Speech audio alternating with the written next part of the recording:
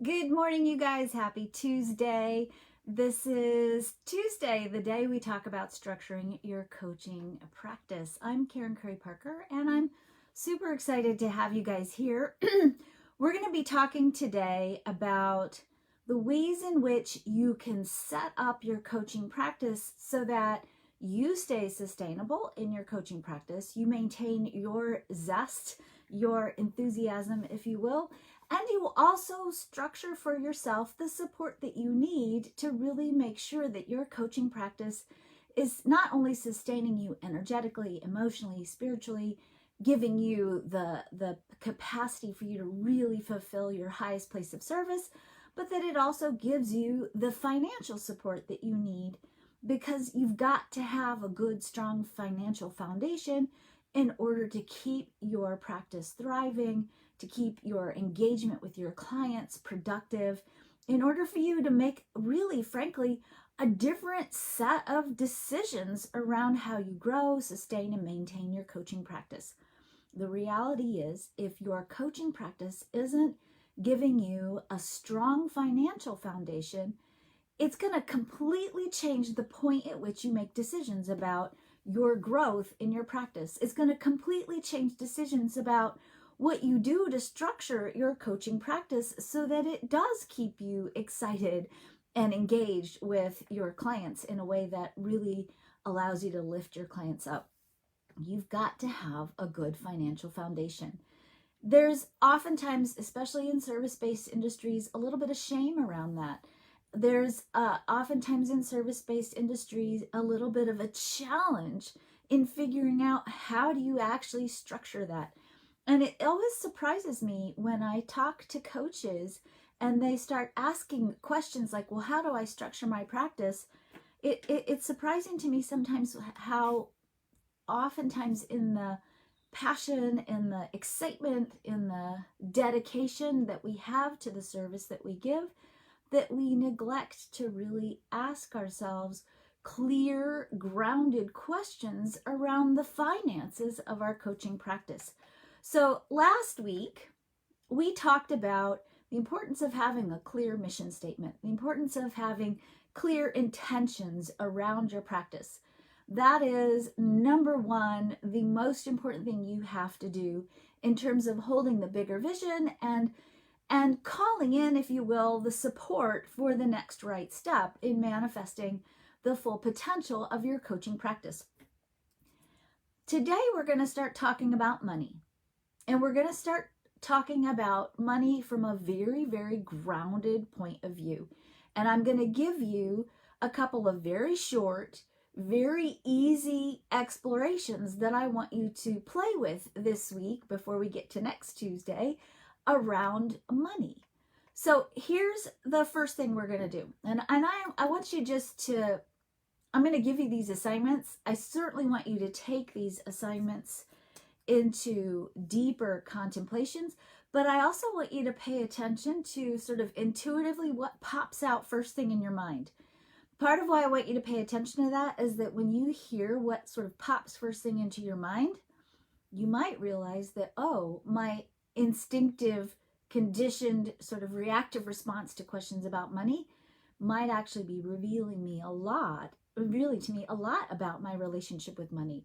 Maybe the biggest challenge right now in structuring your coaching practice is exploring how perhaps you can create space for yourself to allow yourself to receive and create greater financial support. That might be one thing that comes to mind. It also might mean that maybe in the process of structuring your practice, you need to explore perhaps how you can create more free time, more creative time, more time for yourself to really nourish and recharge your battery. There are a lot of really interesting things that get revealed to us through these very simple practices. So I'm going to give you, as I said, some questions to contemplate. I want you right now, just as we're doing this quickly, post your answers below. And you might want to write these down. So if you don't have a pen or paper handy, go grab one really quickly. Here's the very first question that I want us to play with today. Ready? Okay. First question today is, over the span of a year, a whole tax cycle, if you will, in the span of a year, how much money do you need to make? How much money do you need to make? Second question, how much money would you like to make? Okay, how much money would you like to make? So how much do you need to make? That's to cover all your bills and feel comfortable. Number 2 is how much would you like to make? And then here's number 3. What would be a little bit of a stretch for you in terms of annual income? Okay, what do you need to make? What would you like to make? And what might be a little bit of a stretch for you in terms of an annual financial goal? So pay attention to what's coming up for you instinctively.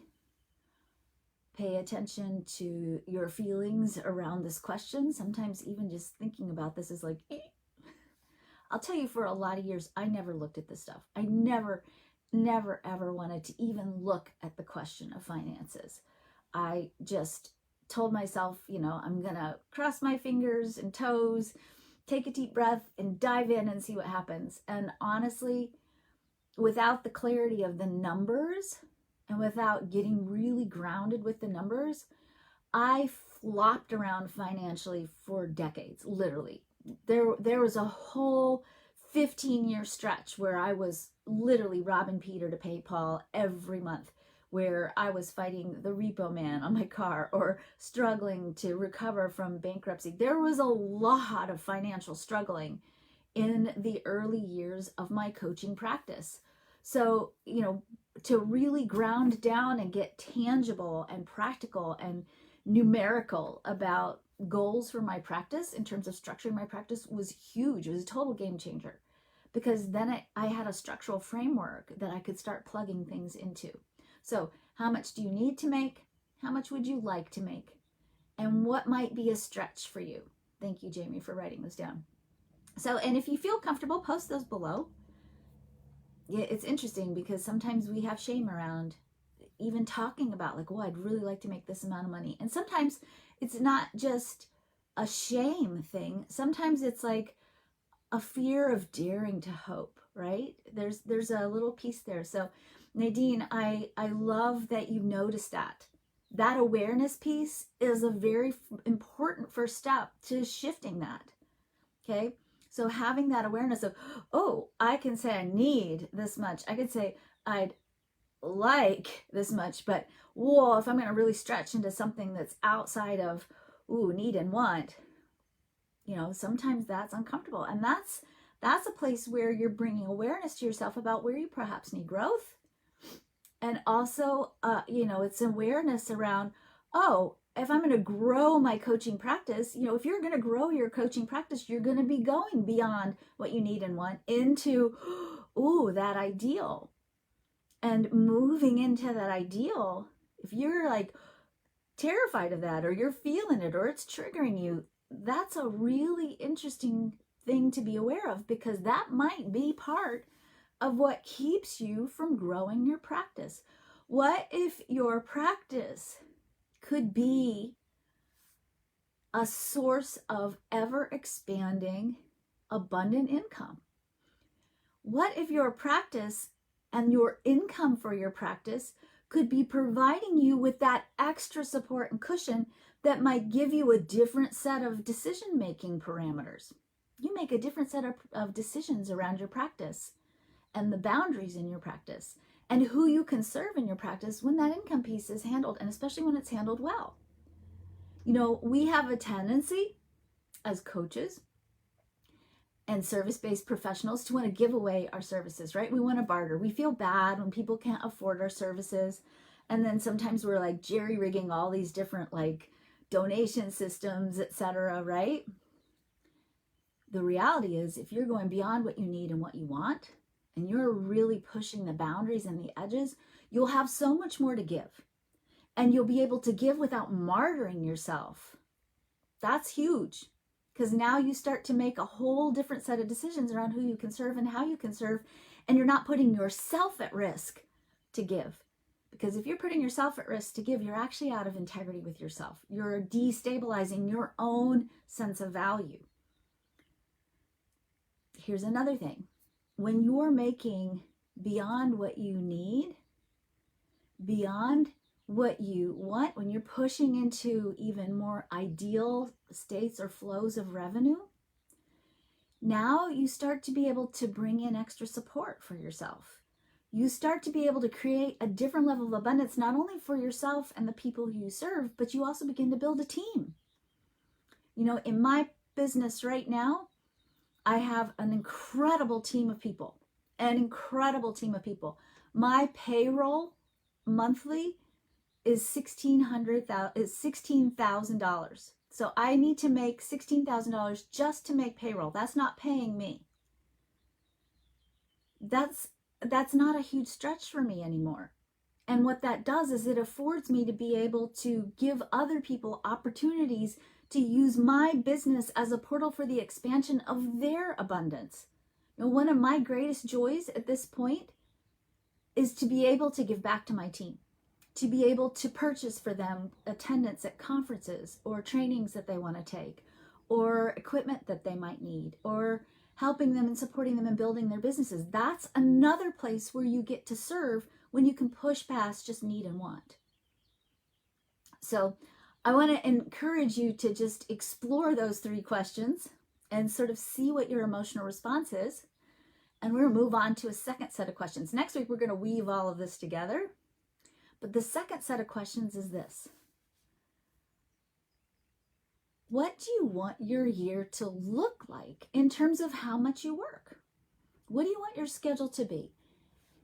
Being self-nourished, being refreshed, being able to be generous with yourself in terms of time and exploring how you can better use your time, how you can use your time to restock, replenish, recharge, nourish yourself, knowing ahead of time what you need to stay revitalized and excited about your business allows you to start structuring your coaching practice so that that need gets met. And we all have different needs. So, you know, we talk about coaching models as like these rigid, you know, this is how you structure your practice. We're all different and we all have a different set of circumstances, right? So for me right now, I'm here in Olympia, Washington, waiting for my second grandbaby to be born. It's built into my coaching practice that the way it's structured, there's flexibility around being able to visit family. I have, between my husband and I, we have 8 children. Every single child is in a different place from where we are, except for our 11-year-old who still lives at home. I am a 2.5 to 3 hour flight away from a loved one, except for my son who's stationed in Hawaii. You know, and my aging parents live in Houston, Texas, again, 3 hours away from where I live. You know, I have to have built into my coaching practice the flexibility to be able to be with my family when they need me. That's essential for me. I also have, as I said, an 11-year-old who lives with me at home. And so for me, because she does not like to do camp or anything like that in the summer, she likes to hang out with me. My summers, June through August, are very, very loose in terms of my coaching schedule. I structure my coaching practice so that over the course of the summers, most of what I'm doing is pre-recorded classes and maybe an occasional Q&A, so that I have the freedom to travel or go do horseback riding or go to the cabin or do the things that we like to do together in the summertime, because that's essential. I don't want to put that stuff off. She's going to be with me for a very short period of time, and before I know it, I know she's going to be in college, right? Or she's not going to want to hang out with her mom. So structuring my practice around the important things in my life is essential. I've always structured my practice that way, even when I was struggling financially. You know, at the time when things were really tough for me financially, I was a full-time single parent with 4 and then 5 kids. You know, my coaching practice meant that work always stopped at 3 o'clock because the kids came home. I did not work until 7:30 or 8 o'clock at night so that I could always fix a family dinner. And I was adamant that I was available for homework and family dinner every day. That's my priority. You have to explore for yourself, what do you want your lifestyle to look like? How much time off do you need? In fact, I would encourage you to schedule your time off now before we do anything else together. So how much time do you need? How much time off do you need? What do you want your work cycle to be like? For some of you, especially those of you with open sacrals, you know, you're going to, or defined will centers, you really need to make sure that you're being consistent with that renewal piece. We all need to be consistent with it, but for defined wills and open sacrals, you really don't have the wiggle room to fudge on the time off. So you need to know, what's your work cycle going to be like? Are you going to work 3 weeks on, 1 week off? Are you going to take Friday, Saturday, Sunday off? Are you going to take 3 months off in the summer? What is your cycle going to be? Because, right, you've got to have that structured in place. For those of you like Nadine, if you're doing an 8 to 4 job for steady income, I still want you to start thinking about, in your perfect world, what is your coaching structure going to look like? Because you can build that practice. First of all, let me just say, if you're building a practice on the side while you have a job, the time off and the rest is extra important, because it takes energy to build a practice. People don't talk about this a lot. If your practice is your side hustle for now, think about how what you're doing. You've got a job, you've got a side hustle. Your goal is to raise your side hustle up to replace your current job, right? That means that at a certain point, you're going to be working full-time here and probably 3/4 time here. And it's a lot of energy. And if you're not building into that process ample time for rest and renewal, you will burn out before you launch your side hustle. And you'll be stuck in the job. And it won't be because you're failing on the side hustle. It'll be because you're too tired. And so recognizing that process of building a practice to replace an income is an intensive process. And that means you have to take double extra care of yourself while you're doing that. It's totally feasible. It's totally possible. But you can't do it until you've got income goals and you've got working goals. And if you don't have those two structures in place on the front end, it's just going to be spaghetti throwing hustle until either one or the other thing gives. And usually it's the side hustle that gives, because it has a certain amount of unknown and newness built into it. And we tend to default to what we know, especially when it comes to money, because we get, our money is a key part of our foundational piece. We can't sustain the practice if the money's not coming in. You can't serve the world the way you want to serve the world if the money's not coming in. And there's no shame in being grounded and structured in how you bring the money in and knowing what you need to do to bring the money in. So this week, I want you to play with, what do you need? What do you want? What is a stretch for you financially? Those are the 3 questions I want you to play with over there. And on the other side, the other set of questions I want you to think about is, how much time off do you need? How do you want to structure your life so that your coaching practice supports your life, not the other way around? So those are the questions I'm going to leave you with today. Next week, we're going to talk a little bit more about, well, how do we weave that all together in a structured practice that sustains us in every level of our life? Thank you for joining me this morning. Tomorrow, I'm having an intuitive feeling that tomorrow I might have a new grandbaby. So I'm probably going to pre-record our video for tomorrow just in case I'm not here. But tomorrow we're going to talk about marketing and marketing by design. We'll go back and contemplate our marketing by design information. And hopefully I'll see you guys on Thursday, maybe. Take good care of yourselves. Enjoy your contemplations. I look forward to seeing what you come up with. Post your thoughts, your comments, your insights below. This is a really, really powerful stuff that will totally shift and change the way in which you create your coaching practice, the way in which you structure it. So have a great day.